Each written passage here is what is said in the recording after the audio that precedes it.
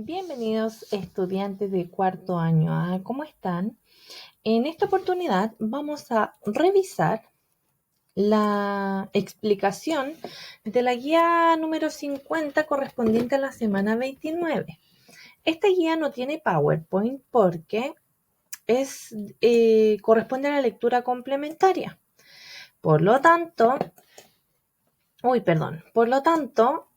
usted sabe que estas guías no se revisan en clase, ¿ya? Bien, entonces, guía número 50, semana 29, una de las últimas semanas que va a recibir guía ya. El nombre es Juan, Julia y Jerico. ¿Cuál es el objetivo? El objetivo es que usted tiene que leer y comprender una novela, ¿ya? Ojo con esta información. Debe enviar la guía hasta el lunes 16 de noviembre a mi correo, ¿ya? Entonces, por acá tenemos información que tiene que ver con hasta cuándo tiene que enviarla. Aquí 16 de noviembre, lo vamos a cambiar. Y el libro es Juan, Julia y Jerico de Christine Nostingel. Tal como se informó, ¿cierto? Durante 4 o 5 guías, ¿ya? Ojalá que su trabajo sea enviado de la manera más legible posible para facilitar la revisión de esta guía. Yo siempre recomiendo el uso de esta aplicación, ¿ya? Porque es un escáner que usted puede tener en la comodidad de su celular. Por favor, escriba en el asunto nombre y curso para poder identificar la guía, ¿ya? Y, por supuesto, siempre cuenta con videos explicativos de mi asignatura. Bien. Comenzamos entonces con Juan, Julia y Jerico. En primer lugar, como en toda novela, para analizarla debidamente, tiene que ceñirse a los personajes. Tiene que describir el personaje principal considerando sus características físicas, psicológicas, qué le gusta hacer y qué cosas no le gustan hacer. Por último, debe dibujar, ¿cierto?, la silueta del personaje principal. Ya esto ya lo hemos hecho por lo menos 3 veces. Así que en definitiva tiene que reconocer correctamente el personaje principal y después describirlo tanto física como psicológicamente. ¿Ya?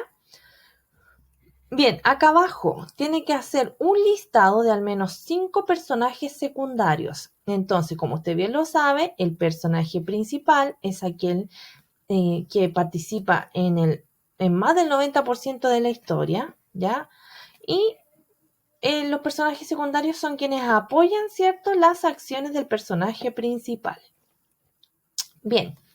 En cuanto al ambiente, tiene que dibujar el ambiente físico de la historia y luego por acá me debe explicar por qué lo escogió, ¿ya? Y ambiente físico se refiere a los lugares o el lugar en donde se desarrolla la historia. Bien. 4. Ahora tiene que identificar los ambientes psicológicos que reconocen el relato. Y a ambientes psicológicos se refiere a las emociones y a los sentimientos que se perciben a lo largo del relato. Y es aquí como usted puede escribir. Los ambientes psicológicos son, tensión, amor, prudencia. Ese es un ejemplo, ¿ya? Todos los sentimientos que usted considere que se desarrollan en el relato. Bien, número 5. Tenemos una comprensión lectora, ¿ya? Que le proponen preguntas, por ejemplo, aquí seguimos describiendo los personajes y en el fondo hechos para ver, para poner para darnos cuenta, ¿cierto? Si es que hubo una comprensión o una lectura comprensiva del texto. Son 10 preguntas, ¿ya? Y todas hablan y todas están relacionadas, ¿cierto?, a la novela de Juan, Julia y Jerico. Bien. Ahora vamos a establecer la secuencia narrativa. ¿Qué es la secuencia narrativa? Bueno, es la organización, ¿cierto?, de los hechos de la historia. Por lo tanto, tiene que identificar brevemente qué sucede en el inicio, qué sucede en el desarrollo y qué sucede en el desenlace. ¿Ya? En una oración sencilla, como una idea principal, ¿ya? No es necesario que detalle todos los hechos. Simplemente resuma en una oración qué es las cosas más importantes que suceden en el inicio, desarrollo y en el desenlace. Luego seguimos con la valoración, que es un proceso muy importante cuando realizamos una lectura, es decir, otorgarle sentido a lo que aprendimos. Por lo tanto, valorarlo es una forma de ellas.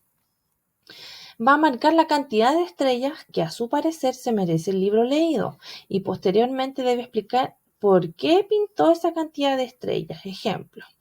Yo pinté 3 estrellas porque me pareció que el libro era bueno, pero podría haber sido mejor porque los chicos vivieron pocas aventuras.